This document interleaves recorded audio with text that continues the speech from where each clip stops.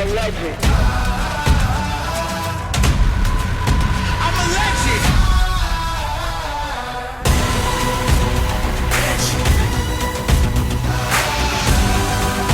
I'm a legend.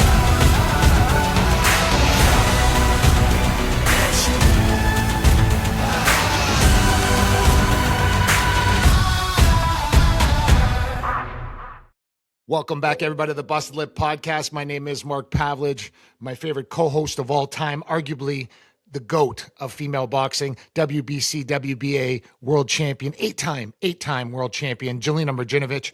And ladies and gentlemen, back by popular demand, the one and only former Edmonton Oiler, Ladi Daddy, Ladi Šmíd on the Busted Lip Podcast. Ladi, my guy. Come on now. Welcome. Happy belated birthday to Jelena. Oh, thank you. Yes. Thank you. Yes. Yeah, We it won't was a say good how day. old. 44, but we won't say how old. Yeah. It was a good day. Hung out. Celebrating my wife's 26th birthday the past 5 years. So, Oh, Listen, everybody was like, "Oh, happy 28th." I was like, "No, sir, no, ma'am. I have earned every single year Exactly, of my Jay. life, you so don't I look am like okay." 44. So like, no, you Oh, don't. thank you. You don't at all. Thank you. Yeah. It's that. Yeah, it's that's exactly. why you work hard, right? Like you take care of yourself. That is 100%. It's from working out for sure.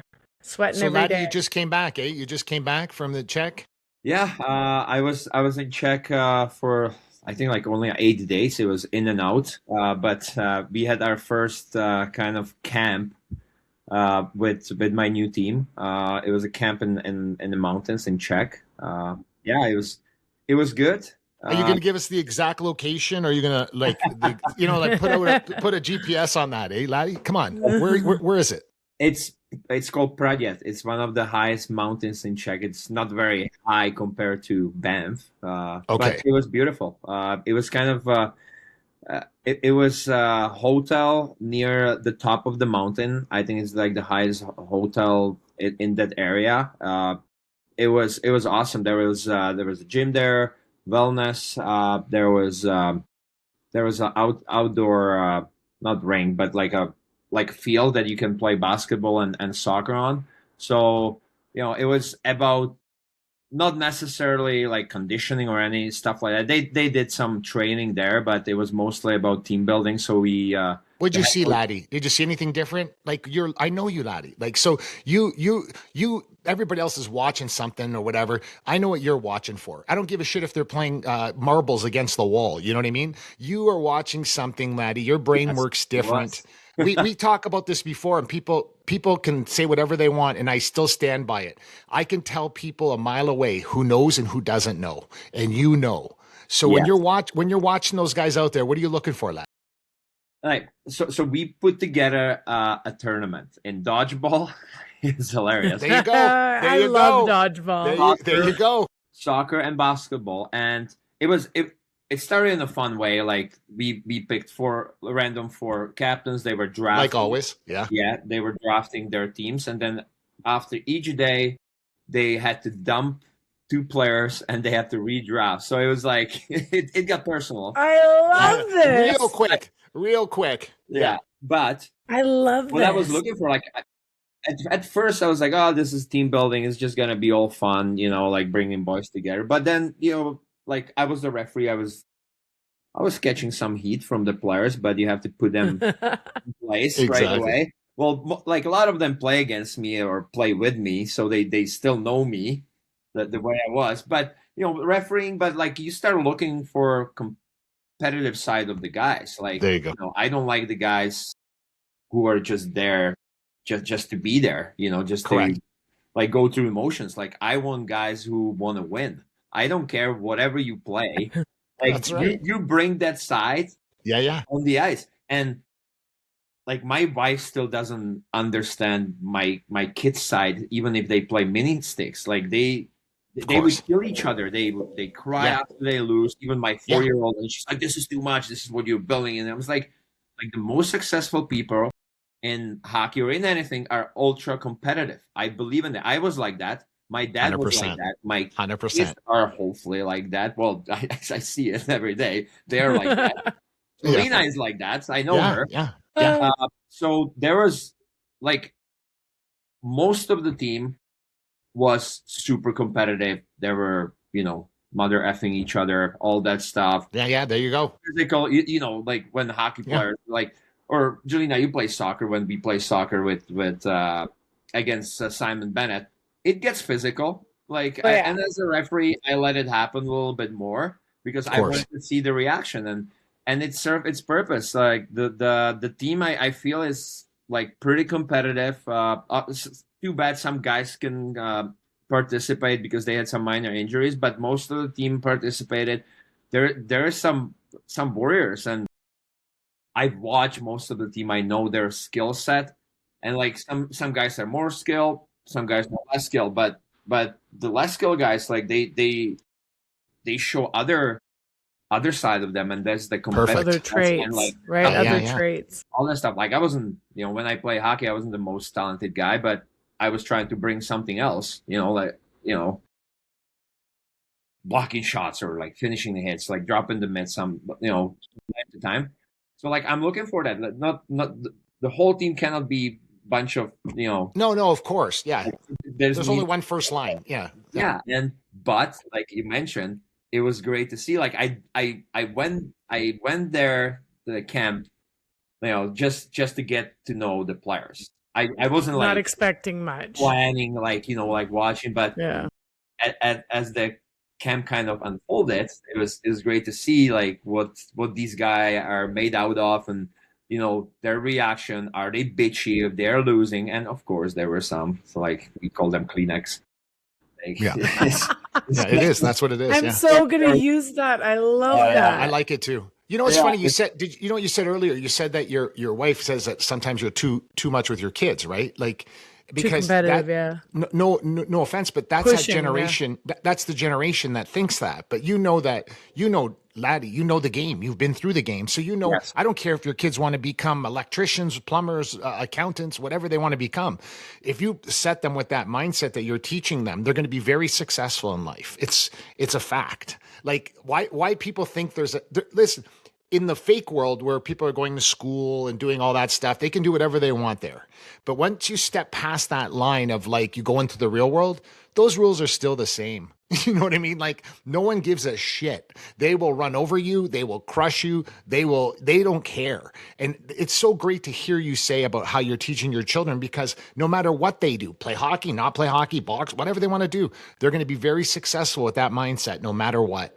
I it's agree. the competitive edge, right? Like Ladi mentioned, when we went and played in the soccer tournament, I can't play soccer. Like I played 1 year in high school. Like I'm terrible, but I was running my ass off because Ladi and I were like, we have to win. We didn't come here to lose. It was so funny because it was on my birthday, and I was like, everybody's like, what'd you do for your birthday? I was like, I had the best day ever because we won and we competed. And like I'm terrible, but I ran so hard, and so. Well, I'm not. I've seen much worse, Jelena. But it was the best day, right, Laddie? Because we were like all about winning. Our team, we had not the best players. We had some really good players, but it was all about winning because winning is the most fun. And I was like, I had the best day ever because I got to be competitive. I got to sweat. When did that change, Jay? When did that change? When did what change? For me, for you, never. No, I'm not talking about for you. I'm talking about for the world. When did that change? That fun, like the participation ribbon, when they started giving out participation ribbons. But Jay, what you just said was so important. What you just said, Jelena, is so important because you said winning is fun. But why don't they teach that? Like they're teaching you just competing is fun. You're saying because I'll tell you why. It's because not everybody can win, and they feel bad for the losers. Yes, for the people who can't win all the time. So I think I'm not saying everybody's losers who don't win, but correct. I think you need to learn, and it was a big thing. Even my little brother, it was a conversation we have.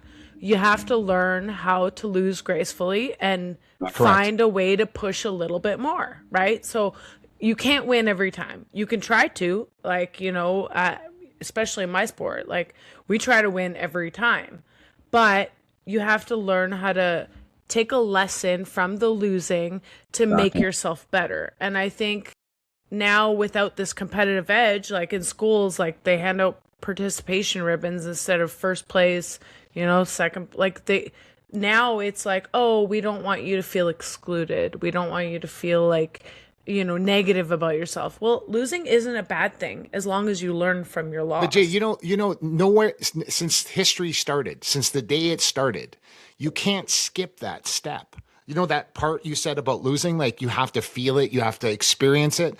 Why are the world today trying to skip the step? It's impossible to be successful. You have to feel that to get to the other side of it. But for some reason, the world we live in today, they're skipping that step. It's like, no, you have to suffer. Yeah, and you underline the word suffer. You have to suffer to be able to be very successful in life. There's no skipping that step. Never has been. None of us disagree with you, Mark. It's just the world that we live in today. Yeah, that's what I'm asking you. Yeah, I know. It's that downfall is that like people don't know how to pick themselves up after, in my opinion. And I'm sure, Laddie, you see this with all the kids you train. Okay. You see superstars that just probably burn out because they don't know how to pick themselves up and move forward, right? And that comes with, the leadership in the room helping you get up and keep going. That comes with parenting, which, I grew up with the tough love mentality. Like my parents were very caring and loving, but it was tough love. It was like, sorry, get your ass up and go again. I got myself stuck in a tree when I was young. I grew up on a farm. I climbed this tree and my dad's like, well, you got up there somehow. You got to figure out how to get down. I sat in that tree for 5 fucking hours. And then finally my dad came down and he goes, are you going to do it again? I said, yeah, but I'm going to plan my route down this time. I'm not going to climb to a spot where there's small branches, so it was a lesson that I learned, but it was tough love. I sat in that fucking tree for 5 hours. That's a good lesson. You'll learn that. You're gonna remember that lesson for the rest of your life. Well, yeah, you're telling it today on the podcast because I must have been can't remember 8. when you were a kid. Like, yeah, that's crazy. Hey, we are not building any resilience in those kids these days. 100%. There's zero. They don't know. It's the environment around. But I feel like it starts with the parenting. I totally agree. Laddie, I have a question. Do you let your kids win? Like, do you race? Do you let your kids win? Sometimes I do. But when you can beat them almost every day, right? But I beat them and they're so pissed. Then they're like fighting between each other. You're awful. You're awful goaltender. You're awful player. I'm like, guys, if you lose, you cannot blame each other. Correct. You are a team. Correct. So somebody had I'm still trying to teach them lessons within even the mini-sticks, but I want that side in them, ultra competitive. And I don't believe this bullshit that's spreading, not keeping the scores. I keep crazy. It's important to know how to lose. It's important. Yes. I keep telling players, guys, you can have the worst game. You can lose by 10. There is still lesson to be learned from that, and you can still take some positive things out of it and move forward. The rest, leave behind. It's if you lose, it doesn't mean you're a loser. You're a loser if you're gonna dwell on it and you're gonna feel sorry for yourself and blah blah blah. That's when you become a loser, and you try to find excuses. Doesn't it become a character issue, Laddie? It's your character that you lose 10-0. That happens. Then the next time you play this team, you lose 6-2. And then the next time you play the team, you know what I mean? That's the thing. If you lose the next game 15-0 or 60, whatever the case may be, that's a character issue. That means that there's an underlining factor in your character that's not correct that you need to fix to excel. I don't care what it is, whether it's sports, business, whatever it is. But it's funny how it very rare you'll hear people where you are today talk like you're talking. It's almost like you will not hear people say what you're saying. You will not. Jolene and I have a podcast. We can say whatever we want, but you say it. And that's what's refreshing because you don't hear other people talk about this. You just don't. Well, nobody wants to because everybody is worried about the mental health. And trust me, I'm aware of it. I'm super aware of it. And it's a real thing. But we also have to build resilience in those kids. And it starts early. It starts at home. It doesn't start anywhere else. Like we have the most influence on our kids. And if you're gonna treat them and you're gonna raise them in a bubble and like nothing can happen, that's what they become. And it gets worse and worse. Then they feel entitled. But whenever like a first problem rises, the bubble bursts and there's no parents. Like there's no parents to protect you anymore, right? Big problems. You have to let them lose once in a while. You have to let them fail once in a while. That's what I believe. And it's hard. Like that's why I asked you if you let your kids win. Yeah. I never let my nieces and nephews win. I never do. Like I will beat them by a step. I let them get close. Like I don't crush them. Yeah. But then I'll beat them and they'll be like, and then but do you want to know what's funny? It was my nephew's birthday, my brother's boy. So he's 13 and he's a tall kid. He's already like 5'7" at 13 years old. Like he's a big boy. And I never let him win. So we had this blow up obstacle course. And I missed a step on the first like hurdle thing. And he beat me and I did not hear the end of it. And I wasn't mad at it. I was like, dude, this is the first time in your 13 years you beat me. Yeah. Like, good for you. But he was so pumped about it. And it was like that success. Because every time he lost, the first couple times he would pout. And I'm like, dude, we don't pout. You're never going to beat me. And he's like, I will one day. And it was that competitive edge. And you know what the difference is, though, Jay, because you never let him win, and he knew that. Absolutely not. Kids know that. He knew deep down you never let him win. So when he did finally win, he's like, it's like he won the Stanley Cup. You know what I mean? And he told everybody at the party, and it was a thing. But it's that thing. That's why I said I never I'm not their parent, but I obviously have a very big influence in them, and. So he was running around, I beat an 8-time world champion, da, da, da. And I was like, let's go again. Awesome. This kid was smart enough to be like, no chance. I'm not competing against you. He's the champ now. It's that competitive edge and getting them to learn how to lose, but also celebrate the wins. So when you do win, amazing for you. But, that's why I was like, dude, I will never let them win. And you should never let your kids win. Yeah, I'll tell you, Laddie, if I ever race your kids, I'm crushing them. Yeah. Well, we have to let that happen. Especially before they get too old and too big. Exactly. Laddie, can we get this out of the way real quick, please? Yeah. Well, here we go. Babcock. Laddie, come on, man. Like this, for me, please, but Laddie, don't put mustard on it, okay? Please. To me, it's insane. I'll say it how I feel about it. Please let us know. First of all, I don't want to be too critical, but this is where I stand. I just don't understand where this come from the Oilers. It seems like a desperation move, which didn't have to happen. You don't think we're desperate at this point? I don't know why they would be desperate though. There is still names on the table that you could have interviewed, all that stuff. You need the old school coaches. There's plenty of them, in my opinion, old school coaches.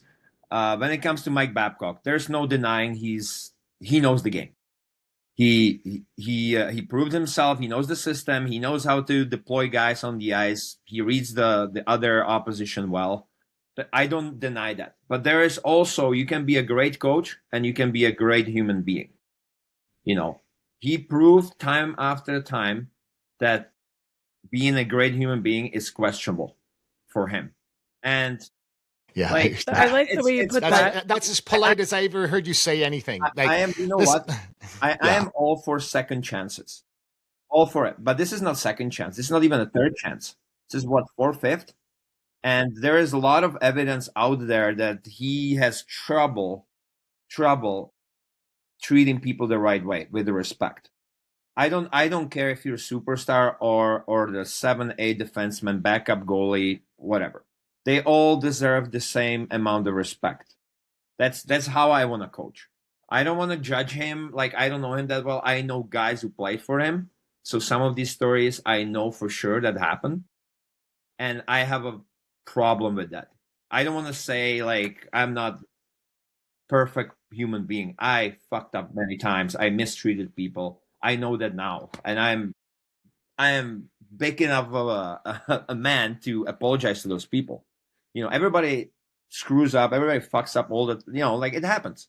But you also, if you're a, decent human being or a respectful human being, sometimes you have to apologize. And like when I saw the press conference the other day, that was ridiculous. That was one of the most ridiculous things I've seen. Like he had the opportunity to you don't even have to apologize. You can just say, hey, I made some mistakes in past. Didn't say it.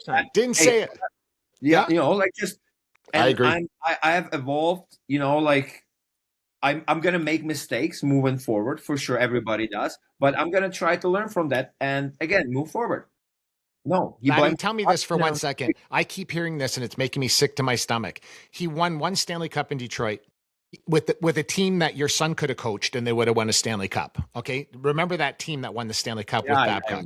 Then everybody tells everybody that he won a gold medal in the Olympics with that team. Are you joking right now? My grandson could have coached that team and they would have won a gold medal. You know what I'm saying? So those are his two claims to fame. The rest of it, Toronto, the rest of the stuff in Detroit, the rest of the stuff all the way along the way, he hasn't been successful. So now he's been out of the game for 8-9 years, and now he's going to be successful. What difference can he make now to be successful? And then they asked the 3 best players on the team. You know what's funny? They didn't bring in the guys on the 4th line to meet him. Isn't that funny? They brought in the 3 best players and go, do you guys like him now? And the second my players would have said, yeah, we really like him. I would have said, he's not my coach.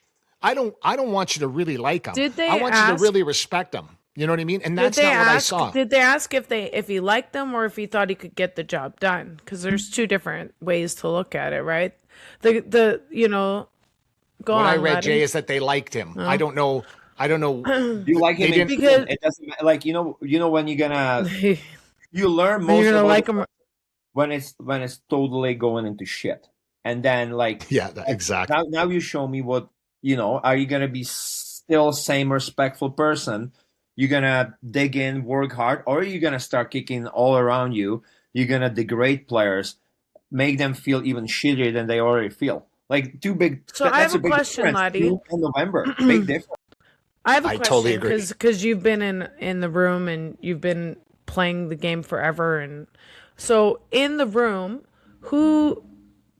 Like you look for leadership, right? You have guys, your captains are supposed to be your leaders. They're supposed to be the ones pushing you around, right? And then your coach after that. I'm in an individual sport, so I'm the only person who can push me. So my question is, if your top 3 guys don't have the ability to push the players, then do you need a coach that can push them, regardless of whether he's liked or not? Do they maybe look at him to be the asshole that they don't want to be or can't be? Like, I'm just asking as a person who does not obviously play hockey and I'm not on a team. It's been 25 years since I've played on a team sport. So I'll approach it a different way. Okay, this might be a little hard, but if you're in the NHL and you need somebody else to push you, then you have a fucking problem. You have a big problem. But there are guys like that who go through the motion, who get comfortable. But there are players probably on every team who just go through the motions. They get comfortable. Right. We got the best players in the league on our team. We can just coast. When has it ever happened? Laddie, when has it ever happened that a team had the 2 best players in the NHL and didn't win the Stanley Cup? In the history of hockey, when did that ever happen? Name me one time. 3 years. 4 years. Well, that's what I'm saying, Jay. Exactly. It's a team sport. And like, I don't want to criticize the Oilers. The team is ran certain way. What I'm hoping that Mike Babcock can bring, is I like that he wants to spread the ice time a little bit better. Like I feel like last few years it was really about Connor top and heavy. Leon. And rightfully so. But if you look in the past who won the Stanley Cups, you need 4 lines. It's not. It's 4 lines, 6 defensemen, and now these days 2 goalies. Yeah, 2 goalies. That's right. That's When was right. the last time we had 2 goalies, 6 defensemen that were playing similar minutes? That's not that big an issue. But forward group that was evenly spread, and I'm not saying evenly you're going to play everybody 16, 18 minutes. It's impossible. Somebody's going to play less minutes. But Connor and Leon, like, play 24, 25 minutes, guys. That's insane for forwards. And I know they want to be on ice, and rightfully so. They're the best players. But when you need that extra energy, especially in the playoffs, you get tired. It's not there because looks like they run out of gas. Yeah, and they run out of gas. They're in great shape. Like, don't get me wrong, but you don't the body have breaks down. Energy. Yeah, like it will, and they get injured a lot too. Like, we have to prevent that. So I'm hoping this will change. This will change, but yeah, they're hoping that Mike Babcock is. I don't think he's gonna sit Connor McDavid or Leon Draisaitl to show them video, and like it's unrealistic. He's not gonna do it. In the past, he's never done it. I know guys who play on Detroit team, and I asked them, like, when they were in a successful era, I was like, oh, Mike Babcock, like, like, great coach. I was still in the league, like. And that person said, hey, yeah, but he's very hard. He's hard on some guys more than he should, but he never like talks to the top guys. He lets them be. And I know this kind of, this type of coaching. I've experienced it in Calgary with Bob Hartley. He was hard on everybody except for like 5-6 guys. Those guys could do no wrong, but the rest, oh my God, you were taking heat all the time. And that's the thing. I don't want to be crying. I was in the NHL. I don't want to be crying. I'm not going to make excuses, but it gets hard at times. But, I was a big boy. I could handle it. Sometimes I motherfucked him, but whatever. Of course. But yeah, I feel like Edmonton Oilers, I don't think it's in the coaching. Like, I was okay with Chris Knobloch. I feel the team has to realize what they want to accomplish. There's no culture. Aside. Well, and it's the thing. It's you're only as good as your weakest link, and you have to come together as a team. And that's what I think is what you're saying. We didn't come together as a team. And Mark has brought this up before about the players not being cohesive. Right? Like, they don't. Laddie, why do you see that? Why do you see that, Laddie, in Edmonton? You go to a restaurant, you see 2 players sitting over there. You see another player sitting at another table with his friends. I'm like, in the history of the world, did you ever see that? No. If I'm in a restaurant with you, Laddie, me and you are eating together. Oh, there's Jelena. Jelena, you come eat with me too, right? Like, that's how it is. I've seen it happen 10 times. It was just not even wanting to see it, but multiple players in the same restaurant eating at different tables. I'm like, what the hell's going on here? Like, why is this like this? I didn't make the rules. I don't know what's like how the team is. Like, I don't have those informations, but for me, like, what I see on the ice and what I've heard in the past from players, other coaches on podcasts, like, like, I follow Oilers. Like, I'm a big fan. I want them to succeed. And I hope, no matter what I think of this decision, I hope they're going to succeed. One way or another, yeah. One way or another. Yeah. If they don't, it's going to suck because it's going to be a big blow. It's going to be an unnecessary drama. But whatever. I hope they succeed.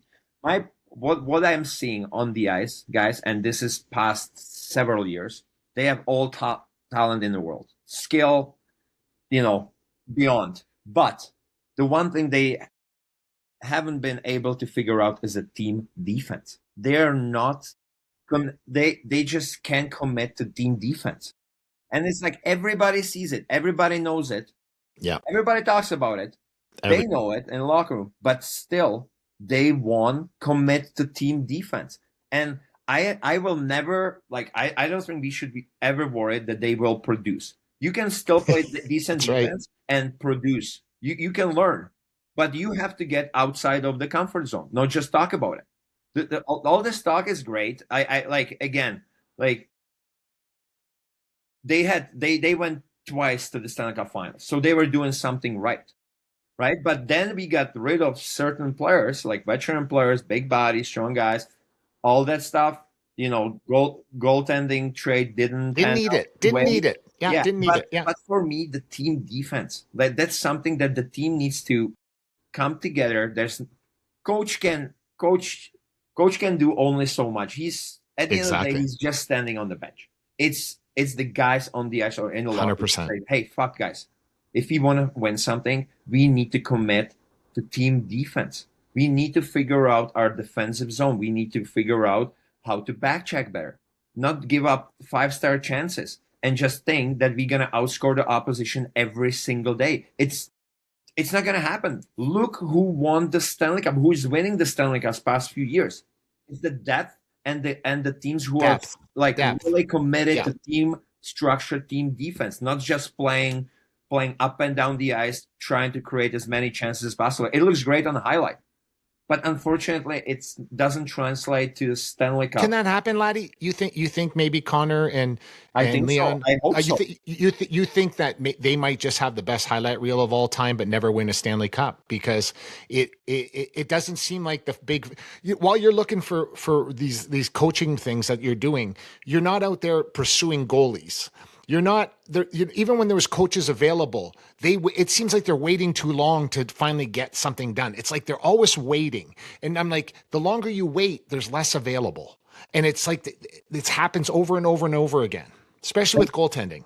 Like with the coaches, Bruce Cassidy got shut down. And then the next right away, coach was Mike Babcock, or I know that there was a couple more interviews. But they could have taken their time. Back to your point, for me, number one is the goalie situation, and maybe they're waiting for maybe they have a plan, and it's not through the trade. Maybe it's free agency. I don't know. Yes. Yeah. It can happen. So I don't want to be too critical, but for me, top of the list, goaltender number one. Everybody talks about again. This is how screwed up this is. Everybody fans are talking about top 6 forward. That would be on the bottom of my list.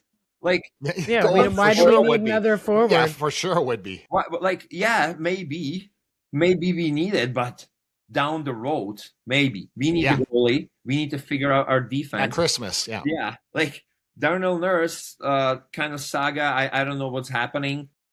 Still, if Darnell Nurse, he didn't have a great year, but I like the way he plays. Don't get me wrong, the people just see the salary. If he the salary, here on $6 million deal, nobody would say a word. You're 100% right. Season. That $9 million sits triggers off everywhere, man. Yeah, but wouldn't you sign it if somebody had somebody? Of course, that's not his fault. Yeah, not his fault. Yeah. But sure. So everybody's like, "Oh, Nurse needs to leave." Okay, he leaves, and what we are getting back? Now they're saying, "Well, Jake Wallman's going to move up." Yeah, is Jake Wallman? He's a good player, but is he proven to be top 4 defenseman that play against anybody from the absolutely not? No, he's not. So that's a big risk. I know he's on a big deal, so he's getting paid as a top 4 defenseman. So, but he's never been in that situation on the Oilers team. So now you're losing Nurse. So what is your plan B, plan C if it doesn't work out? It's a big hole. Nurse was taking 21 minutes a game against top opposition, and everybody in the NHL. In the NHL, and everybody sees the mistakes. When he makes a mistake, it's a glaring mistake. But he had so many good games that he contributed, to the Oilers' success. Nobody talks about that, but I feel like this is heading towards the end. He's gonna get traded, in my opinion. And I want him to get traded for his own good, because nobody should. I agree. Abuse. Just like I was happy for Marner to move on, and he had a great year somewhere else. I want the same for Darnold. He seems like a really good That's human the new being. NHL, though, no, lad. Is that not the new NHL now? The second you decide, I don't like it here anymore. Like, look at Larkin, right? Like, Larkin's Mr. Detroit. And all of a sudden he just wakes up one day and goes, I put a lot of effort into this shit and it's not working out. Maybe I want to go to Florida. That's what everybody's out is now. They're like, I want to go to Florida. I don't care which Florida team, but take me to Florida. Yeah, and Larkin goes all of a sudden, Mr. Detroit, Mr. Michigan says, no, I want out now. It doesn't matter if you have a year left on your contract or 2 years left on your contract. That shit doesn't matter anymore. The second you don't even need to go on television. You can go on Twitter, you can go on Instagram and say, you know what? I want out now, man. I put a lot of shit into this and it's not coming back to me. I did enough. Now I'm leaving. I'm not going to end up like Ray Bourque, and then wait till the very, very, very end to win a Stanley Cup. I'm leaving now so I can still lift the Stanley Cup, and I'm going to go, and that's going to be the end of it. That's the new NHL now. You just have to announce that you've had enough. Yeah, the players, they have way more power than do they ever? What I remember. And like back in the day when I was in the NHL, or like for the guys before, everybody was complaining that, well, the teams in the NHL has so much power. Now it's the opposite way. It is the opposite. Way too far the opposite way. Yeah, I agree. It should be somewhere in the middle between. There's no middle. No. Yeah, I'm happy for the players. Like, don't get me wrong. Yeah. But if you're coaching or you're a manager or owner, it sucks. Like, I can't even imagine. Like, you have a guy under contract, and all he has to go is on Twitter and say, "I've had enough of this shit," and that's it.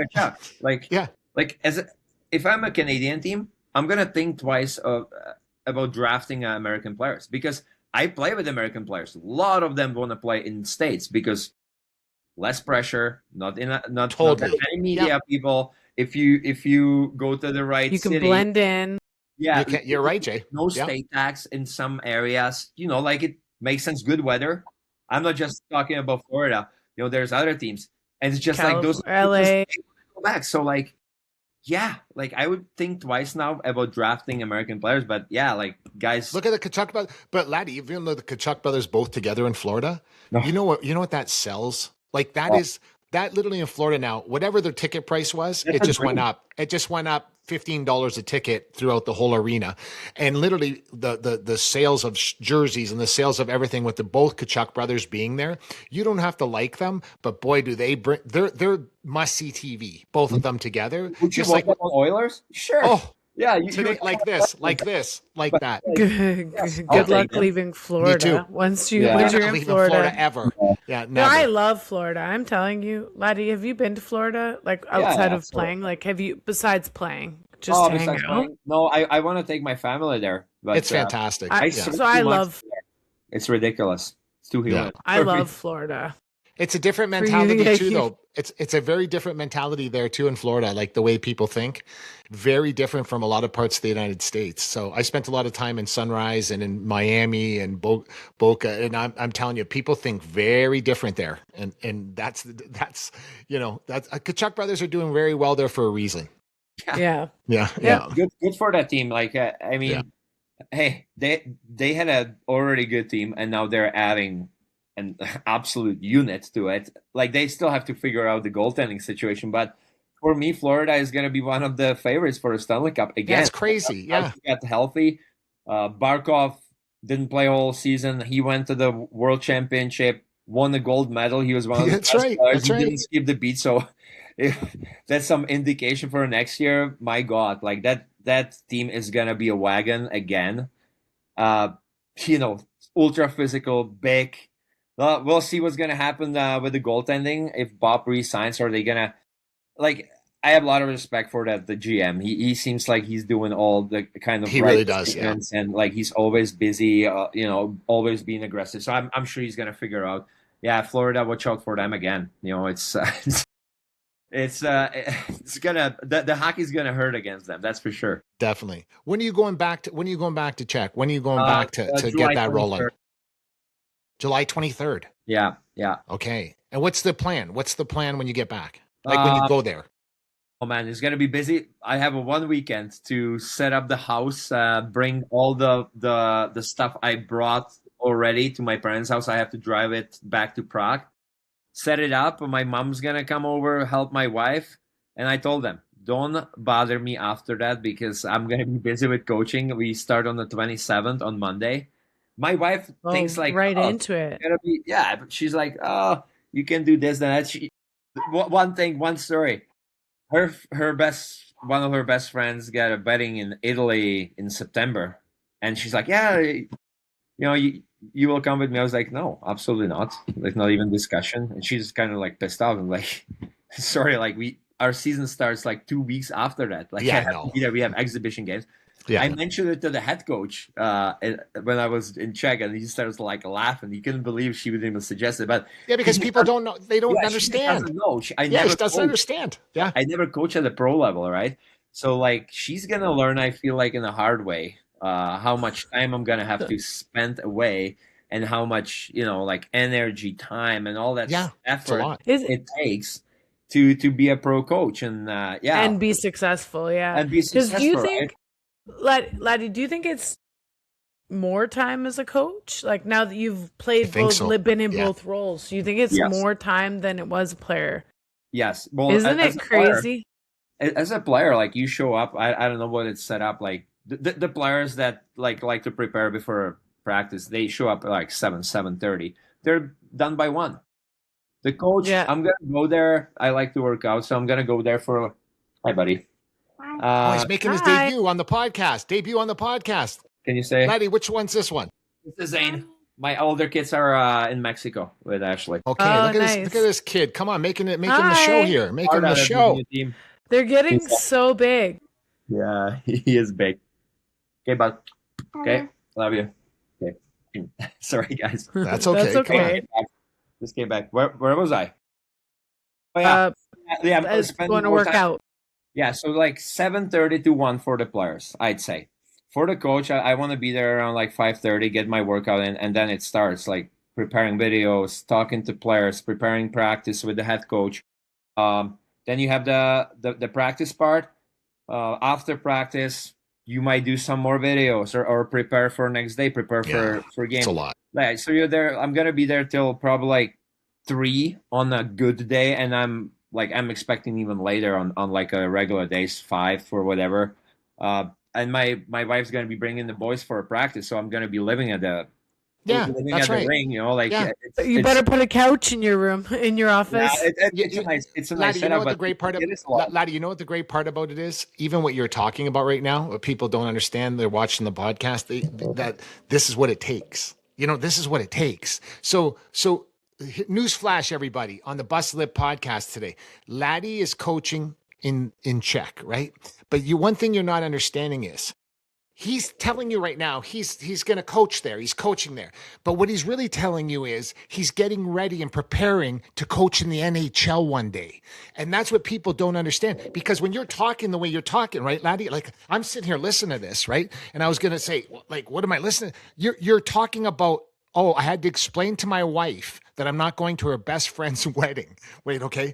And then I'm also going to have a couch in my office because I might have to sleep one time or another. See, you're already preparing for the next step, and you're already in this first step, but you're already preparing for that next step.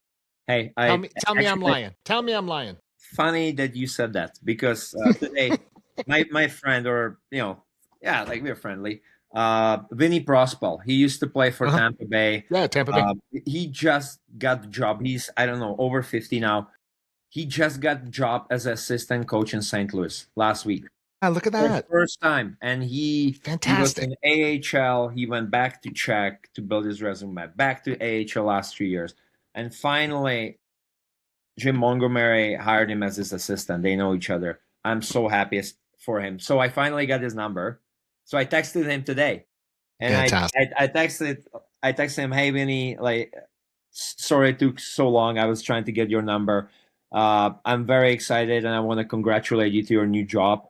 I basically said, I know how much he sacrificed, how much time he put in, and he serves me as a huge inspiration and a motivation to the future for me, that hopefully one day I'm gonna get closer, get it. Fantastic, get a chance to be in the NHL, and it is like I don't like to talk about it that much, but yes, if you ever been like, we're doing it at the top level, you want to get back there. Yeah, I'm not gonna get back there as a player. I want to get get back there as a coach, and it's gonna be a long road. It's gonna be. And you know what Yeah, else, but Ladi? you're Ladi, not, you know you're what else too, not though? shy about that. You've Yeah. done Correct. the work. There you go, You've Jake. been through the process, right? So Yes. like this for you is just starting that grind all over again. And listen, every time I talk to you, I love hearing about your coaching because I think you are unbelievable for the kids that you're coaching and the players that you're coaching because you have that mindset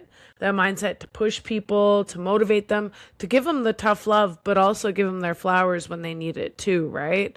So I think any team would be so lucky to have you as a coach. Like, dude, every time I'm around you, I want to hang out because I'm like, hey, yeah, I want to hang out with Ladi. I love the energy and the vibe, and you feed off of that. So I have no doubt that you'll one day be in the NHL and as a coach, and I can't wait for it because I'm gonna be like, yeah, that's my buddy. Yeah, Ladi, you know that too, though, right? You know, Ladi, like if you're not successful where you are now, you can't go to the next step. So see, that's what you already know. You already know all this stuff. Other people don't think like you, right? The first time I ever talked to you, I got that from you right away. Like, you know the steps. You know the sacrifice. And the word is And sacrifice. more importantly, not afraid of hard work. No, That's not the at all. part. That's You're not afraid of the hard work. Ladi, that's my favorite when I hear people tell me all the time, they go, oh man, I'm scared of failure. I'm like, you ain't scared of failure. You're scared of success. exactly. Anybody can fail. Failure is painful. I mean, success is painful, very painful. Sleeping in your couch, not going to weddings, working on, oh, my kid's got a recital. Oh, I can't go to that. You know, these are the sacrifices. And this is what people understand. You want to be successful. It's painful. And that's what you should be. You're scared. People should be scared of success because failure is easy. This is what you're going to do. You're moving your entire family to there. Yeah. That's not sacrifice. It is. Yeah, Hey, correct. If I go back a few months, like I also had an opportunity to be a D coach on a Czech men's national team for next 2 years. I got an offer, but honestly, like the way I looked at it, I already committed to the Sparta Prague team, and honestly, I don't want to skip any steps in between. Like I feel like national team is, Yeah. That's the next step. up here, Yeah. and then NHL. Yeah. For me in my mind. But first, I have to build the resume, build good habits, learn. I'm gonna fuck up. Everybody does. Like I'm new at it, and I just didn't want to take on that job. I wouldn't feel comfortable. Like I want to feel comfortable in the position that I'm in. That I'm gonna come there confident, prepared.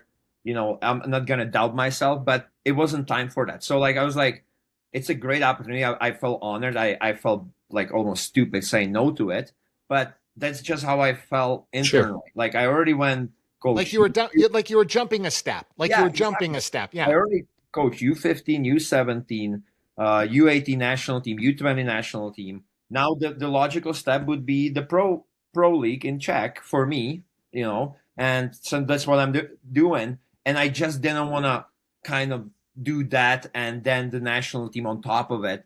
I just wouldn't feel comfortable doing that. And yeah, like people would kill to get that job, a lot of coaches, and I just felt like almost stupid. I was talking to my friends about it. I'm like, well, I'm turning this down, but they're like, just trust your internal feeling, like it won't fail you. You have good instincts. Yeah, so like I stuck with my instincts. I hope I'm gonna get the opportunity again. Hopefully, we can be successful with the Prague team. But that's what I believe in right now. Just focusing on one thing, doing that thing good, work hard. Because listen, like when I was being hired, I wasn't being hired because I have tons of coaching experience. The head coach knows me for a long time. He knows your character. Yeah, the character and the work ethic. There's the two things he mentioned right away. Correct. Correct. Like he said, you will learn on the go. Like you already have enough experience from playing and even coaching, not at a pro level, but But as a pro player, those instincts will kick in, and you know what to do. Where did that come from, Laddie? Where did that come from? Where did that like I don't know how I'll say it, but that kind of fuck you chip on your shoulder, like that whole. Where did that come from? Just being raised like that, I feel like. Yeah, there we go. Like, I want that one. I want that one. I want that one. You're like, for me, I was in Czech, raised in Czech. The big thing for everybody is like, get out of the Czech to play in the NHL. That's like when you're 7, 8 years old. Like when I told my dad, like I'm gonna play in the NHL one day. He's like, sure, buddy. He just laughed me out of the house. But I was like, well, fuck you. I was like, there we go. I'll show you. There it is. Show you. There it is. I'll show you, man. And honestly, like it served me well. And that goes back to what like this generation is like. Missing we are raising, like, everybody complains it's a soft generation. Everybody complains, but we are the one who facilitating who allowed it, who enabled it. We are the parents. That's us. We did that. Yeah. But when somebody beat me in any sport, when I was, or doubted me, or like even Czech when I was older, a bunch of surgeries, they were like, oh my God, he's washed up. Oh my God, I read all the articles, everything. It's the worst, right? Yeah. I will prove you wrong. And I work extra hard. I fucking sacrifice everything. And I came back even stronger. Honestly. Yeah, you miss all the family dinners, the birthdays, the parties, everything. I've been there, Laddie. Well, like, I didn't miss that many parties, but but I work super hard, and I use these doubters as a motivation. And again, you can use these doubters and feel bad for yourself, sorry for yourself, make excuses. I was the opposite way. So I have really tough time when I see people who feel bad. Yeah, sometimes the circumstances, don't get me wrong, I have empathy too. You know, there is some tough life situation that you cannot control. But if it comes to sport and like, oh, this wasn't fair, and you still feeling bad for yourself, you are a loser. But if you can do use something it as a about it and just use it as an extra energy and show them next time, oh my God, you don't have to necessarily beat it or beat them. Exactly. Just show up and be there and show them, well, I'm here. Then for me, you're a winner already. Totally.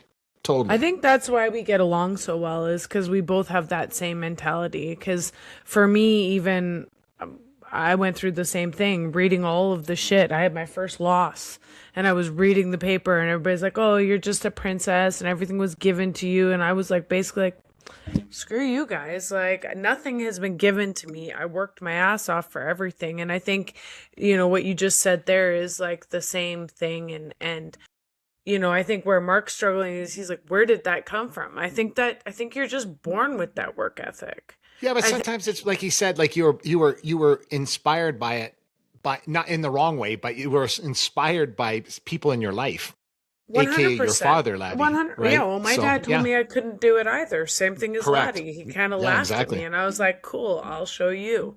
But it's also, I think where Laddie's right is like you start to instill a little bit of that in your kids. Because I mean, I have 6 siblings, right? And we're all very different in that competitive edge type thing. Like, I would say I'm obviously the most competitive in my family, but we were all raised the same way. So this is where I'm saying, like, I think part of it, you're kind of born with it. And then part of it is instilled in you when you're young. And then it's just what makes you tick and your personality. And the special few take like what Laddie does and make and what I do and let it fuel you and bother you, and you can't fucking sleep at night, so you get up early and you go for a run, and like all of those things just eat you alive because that's your personality, right?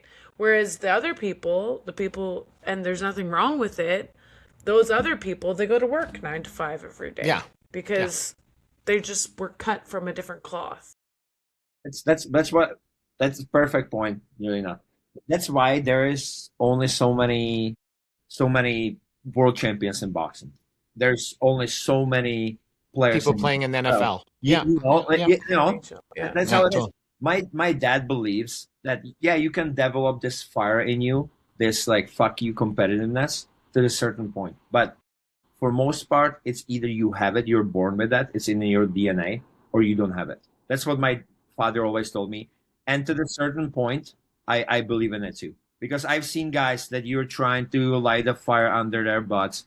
And there's it's not happening because they don't have it. They don't understand it. And I don't understand them because I am not like that. Even when I talk about it, I have so much energy. I'm like sweating. Like I would feel nice right now. Me too now. Yeah, but you know what's funny, Laddie? You can't even be around it though. That's the worst part. I can't, because you can't fake it, right? Yeah, you can't fake it. So it's like you're literally around people like that, and you can't even fake it being around them. So it's like you drop your keys on the ground and walk away or something, right? You know what I mean? Because it's like, oh my god, I have tough time with that, man. Seriously, I have tough time because like if you're at that level, the elite level of athlete, like how did you get there then? Exactly. Like some guys are like super lucky, I guess, because their talent took them, certain highs. Open different doors. But then the other thing is like that fire in your belly, and like I feel like you need that too. And I'm trying to teach that my kids, but like I said, can you? Can you? Can you though? Yeah. Well, I see it little bit, but the younger kid, the younger boy is too young, but I can see, I think he's gonna have it. My older boy, he has it, but still sometimes he's trying to find excuses, so I'm trying to get rid of it. Laddie, it's funny. I train multiple guys that fought in the UFC. I used to walk into the gym all the time, and the guy would say to me, Mark, what do you think of this kid? What do you think of this kid? So I'd see the trainer, and I tell the trainer, when he comes and ducks over, slap him in the face, with the mitt, slap him in the face. That first kid backs up when he got slapped in the face. The first kid got, he slapped him in the face, he backs up. The next kid comes in, not as much talent, not as much stuff. He cracks him in the head, and the kid looks mad and walks forward. I said, that's your guy.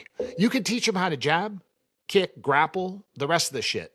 But you see how he walked forward? He didn't back up or close his eyes. He walked forward.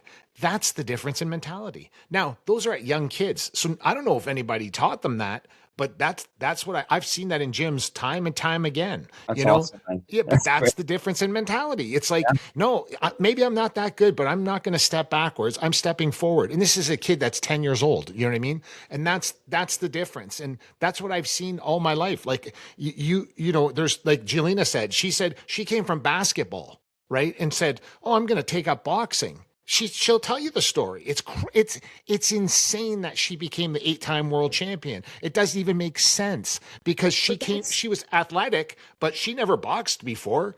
And then she became 8-time world champion. It's nuts. Well, and that's the thing. And, I've shared this many times. I don't think you can teach work ethic. I don't think you can teach heart.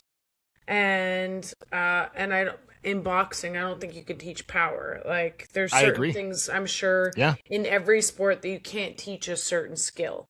I'm talking about what I know, which is boxing. And I said, if you're missing one of those three, your road to success is going to be even harder than it already is. Like for me, like I had some natural power, my heart is bigger than probably my chest. And then my work ethic. At 44 years old, I challenge anybody to try and outwork me in the gym because it's impossible. Because for me, that is like, there's not a fucking chance I'm going to let anybody out hustle me. Like I am not the most skilled, but that's what it is. And I'm sure you're the same way. Like, I've been to the gym. Even when we played soccer, Ladi and I almost died that day.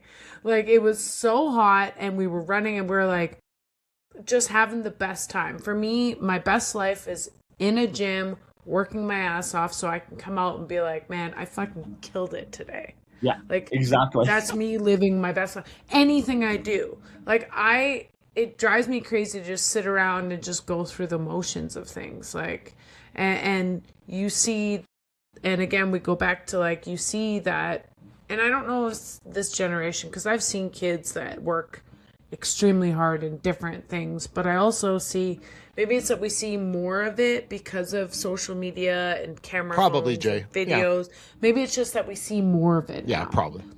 The kids that just want to be the influencer, and you're like, bro, what are you influencing me for? Like, why am I going to listen to you who has accomplished nothing in your life? Right? Like, Oh my God, we couldn't be more alike. right? In This is why I short, said, influencers, I didn't know, like, until like 2-3 years ago, I didn't know what influencing was. Seriously. Yeah. Like, I kid you not. Like, because Yeah, I don't pay attention to it. It doesn't make sense. Yeah. And then I was like, on what grounds these people influence others? Like, what have they accomplished, or like, what, Correct. you know? why am I taking advice from you? From you, yeah. Jay, what was it? Weren't you telling me did Ladi move or did someone move? You were saying something to me the other day. You were talking about that. I was like, what the hell happened? Our friend told me that Ashley moved into your new neighborhood. Yeah, she did. So people that are watching, this is Ladi's ex-wife. She moved into his new neighborhood. Yes. And it's like, Jelena was telling me that. I'm like, you got to ask that, Jay. You got to ask. Jay, you got to ask. Yeah, well, it's honestly, yeah. How close, Ladi? How close? I think it's like a 10-minute walk. 1 minute 30 seconds in a car. It's it's interesting, but it's easier for kids. Like Yeah, at the end of the day, the kids are at the top priority. We want them to be comfortable, be co-parent, and it's helpful in that sense. People think I'm crazy, but there is crazier stuff. My current going wife, on in the world. Ex-wife also spent Christmas together. All of you, but I actually think I think it's great because I know how amazing of a parent you are, and you know how important your kids are in your life. And so I think the fact that you can put all of the animosity and all of the things like, listen, Ladi, I've known you for how many years have we known each other? 20, 15, 20 years at least. And I've seen, as you've seen probably with me, the evolution of us as we grow up and get smarter and have experiences, and I've kind of fucked up there, I'm not going to do it again. And you know, the way you make mistakes as you should, right? And so I think for me to see how much you've matured, how much you've taken on this coaching role, being a parent, being involved, being present, like I'm so proud of you. And I said that to Mark even when we were talking about having you back on. Like, you are truly one of my favorite people always. And I know we have a blast together. We, you know, anytime we run into each other, go for coffee, whatever it is. I can't say enough good things about you, Ladi, because I can't wait to see where you go, what you become. I can't wait to see you in the NHL. And the second the first game plays, Ladi, we're gonna order our shirts from your team. We're gonna get one of those cool. Jinx said, I hope it's gonna happen at some point. We're not. Ladi, we're not jinxing it. We're manifesting it. Yeah, manifesting correct. It would be cool. It would be cool, and I'll do everything I can to I love that. Facilitate that. Like, I had a goal as a 7-8-year-old. You know, it's good to dream when you're 40 too. You know, is it ever? Is it ever? Yeah. Ladi, are you 40 now? Hold on, are you 40 now? Yeah, I'm 40. Yeah, officially. Yeah. Oh my God, Ladi, before we close the show, because we can, honest to God, it goes by so fast with you, and we could go on forever. Literally, if you can leave our viewers with something that you've learned along the way. Literally, like something that you've learned, like not just with coaching, parenting, but something that you've learned that maybe needs to be said out loud. Can you leave us with that? Learn. I always go. Well, first of all, like I always say it. If somebody asks me, like, what made you successful, all this stuff. Exactly. It's the mindset. It's the work ethic. Hard work works, people. Like, there's no any other way around it. You know, so it's only in that's here in your heart and in here, nothing else. And it's you against you. There is nobody. Like, there's multiple quotes that people can find. You know, effort requires zero talent or stuff like that. it's just you. Like, you have to be able to look to yourself in the face, in the mirror in the morning and say, hey, I gave it my all. Okay. And if you don't bitch, don't make excuses. It's just you. The hard work, the effort, all that stuff, that's just you. And it's worth it, people. It's honestly worth it. I set myself for my family, for myself, like having a decent life because I worked hard, I sacrificed. That's just you. But the other thing is, I always like go back and forth between, when I started my career, and coaches were like not fair to me, and I was being a baby.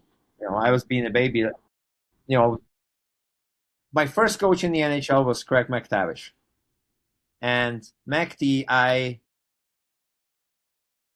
I'm gonna say, like, I didn't like him much. He was hard on young guys. That was just how he was. And Okay. like, I went throughout my career, I was like, oh, he was an asshole to me and blah blah blah. He wasn't fair. And then you get to the point that you're almost at the end of the career, and like you look back and who the best coaches were. And honestly, McT was one of my favorite coaches There you go. because Yeah. I learned, Mhm. as I went through You grew my up. career. I grew up. I evolved. Evolution. And Evolution, I learned he wasn't doing this to degrade me, or he wasn't that kind of guy, but he was super hard. Like but he would tell you as it is, and I appreciated the honesty because I had multiple coaches. They weren't honest.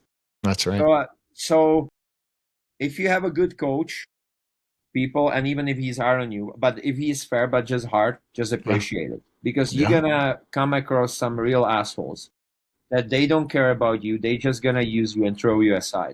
So, like, this is story about McT, because whenever I see him now, like I'm very happy, and that I get to talk to him, and still like I respect him a lot. Like, he doesn't coach obviously, but whenever I can talk to him even about hockey, it's great. I haven't seen him for a while, but he was one of the guys that I Saw him always last week. He's awesome.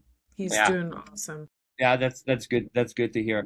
Yeah, he was super hard, and I didn't appreciate it until I was towards the end of my career, and he taught me a lot of details, and just how to work hard and how to be better. And at the time I didn't understand. I was 20. I was stupid, but when I go back now, like, he taught me a lot of things that I could use in my career, and I'm gonna try to use as a coach too. Exactly.